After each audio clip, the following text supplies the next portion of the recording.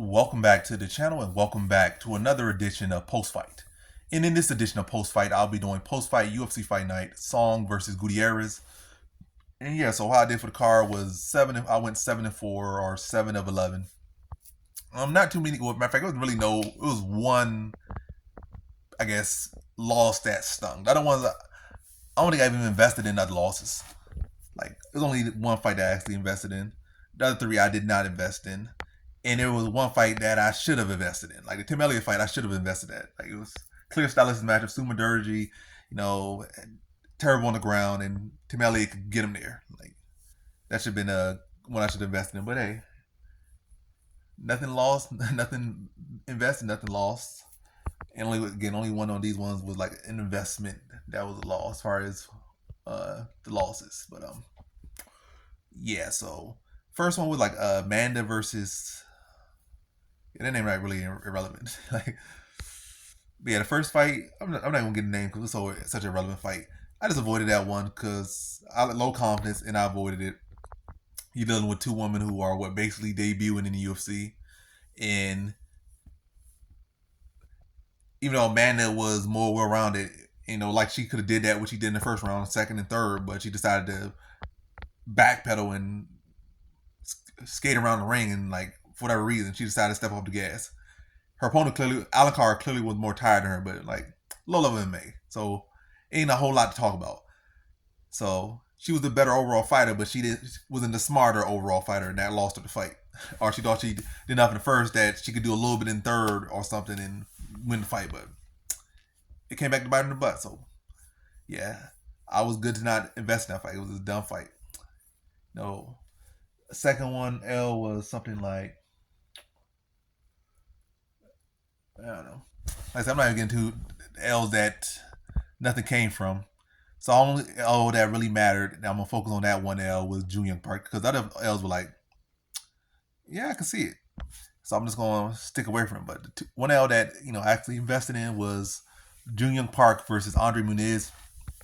Yeah, with that one, I feel like Park was making the developments in his grappling, and I still, despite losing, I still see the development because the old Junior Park would have gotten tapped out probably in the first round in that similar positions, but he stayed calm. He used intelligent defense. He could have did a better job of getting his feet, but hey, it's not as easy as somebody on TV. I mean, they sit on the couch talking about just get up. Like you got a big, heavy middleweight on top of you with like a black belt in BJJ and knows how to use it and deserves every bit of that black belt. So yeah, like he showed improvements, but ultimately, Muniz was able to wear the clock out enough, get control time enough, get some takedowns, some key takedowns, and win the fight. I think it was a close fight. I feel like Junior Park won, but by no means is it a robbery. You let some guy get get takedowns on you like that and get control time to that extent, with like 9 minutes and 23 seconds of control time. Um, you can't feel angry, or you can't say nothing about losing in that situation.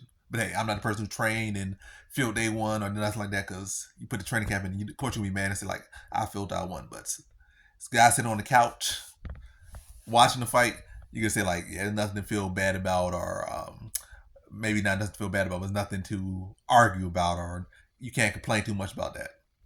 It's the guy sitting on the couch and not the guy that was actually spent months and months training for that fight to come up short. But yeah, I saw all the same issues I saw with Muniz. I saw, I think in the first and third round he got reversed, and in the first round he was taking some pretty good damage at the end of the first. I think that could have lost him the round for Muniz.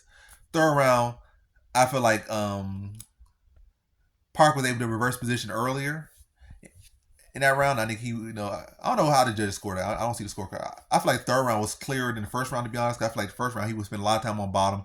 Then he kind of ended the round on top. The third round, I feel like Muniz didn't really do nothing with his takedown. But then I feel like it was like 2 minutes left, and then Park started being the one that getting the advantage in the grappling. So, but he didn't have as much effective ground and pound as he did at the end of the first round. But he had more control time in the third. So, yeah, I don't know how the judges scored that, but if they scored, I don't feel like both ways you could score the first round and third round for Park. But again, you let my guy get 9 minutes of control time on you in a 15-minute fight. That's a big deal.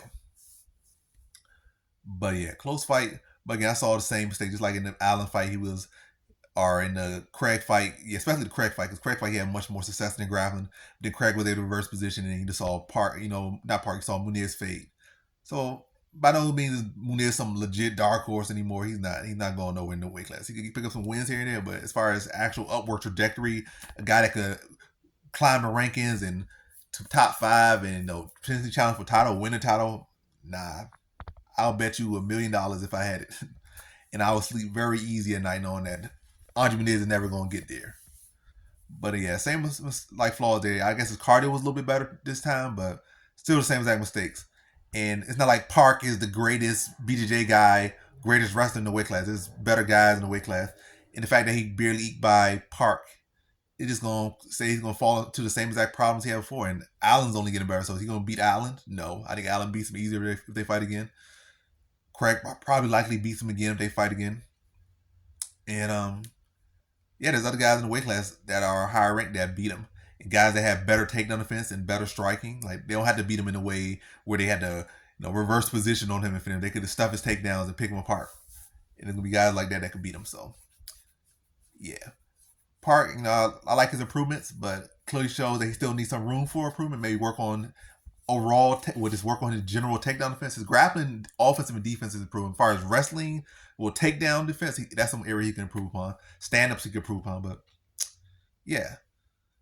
I don't feel bad about playing that spot at all. Like, it happens, part of the game. I feel like I made a good play. It just didn't go through. It was a close fight, but ultimately, my guy did not win. That's as simple as that. I can't act like, it was a bad pick or it was a great pick. I thought I made a good pick, but if it don't go through, it don't go through. So it's not that good.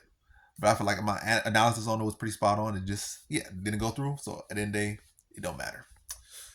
But just keep on trucking along. I think out of all the losses, I think 3 of them were like low confidence and 1 was average. I think Park 1 was average. The other 3 were low confidence. And I'd stay completely clear of all the other 3. Like not a prop, not a money line, nothing on those. So yeah, I played it pretty well, so I ain't mad about it at all. And then I recount the main event. I think Song Yadong for the smart fight against Chris Gutierrez. He did it well to check the leg kicks. He was patient through the first round and the first 2 rounds. Picked his shots. Then his fight went on. He started mixing his takedowns. He started to go for it to kill more. And he fought a good fight. It wasn't like that big definitive stoppage, but sometimes you need these fights where you go not 15 minutes, you go 25 minutes. Especially you start getting up the rankings and start getting close to title contention or fighting for titles and stuff, or fighting for number 1 contender spots. That 5-round experience is invaluable. So that 5 rounds was good for him. Like, a good stoppage would have looked. I mean, and prior to that fight, he just had another main event against Ricky Simone. I think he stopped him in the 5th round. So he's got his 5-round experience, and he got his stoppage in a 5-round fight. So he fought Ricky Simone for like to the 5th round, finished him in the 5th round, and now he had this fight where he went all 5 rounds. So, and I think the Sandhagen fight, was that a 5-round fight? I'm not sure. I think it was a 5-round fight, but then he got stopped via cut. But either way, he's getting his experience up. He's still a very young fighter, and he has a pretty high ceiling. The sky's the limit for him still.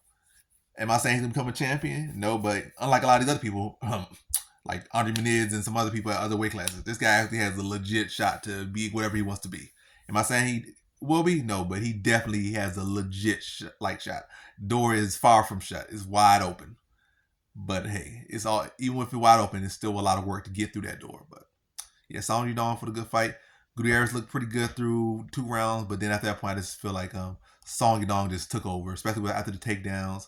And then I think like 4th round he lands a big shot and like actually hurt Chris Gutierrez. But yeah, beyond that, those 2 rounds he really started to take over. So good win for Song Yadong. I feel like Gutierrez stocks don't drop too much, and I feel like Song Yadong stocks don't rise as high as they could be. But I feel like as far as like actual value, I feel like it's more value in this type of win than a definitive just run him over in 1 round or run him over in 2 rounds.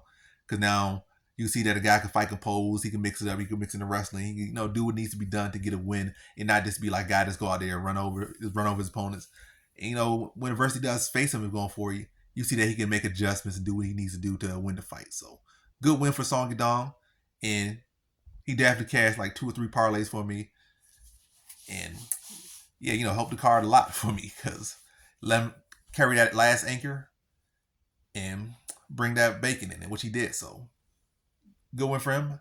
And I'm glad I didn't bet in the distance or anything for him. I predicted in the distance, I just put him in parlays. I only got a straight bet. I'm kind of the value was too high for me.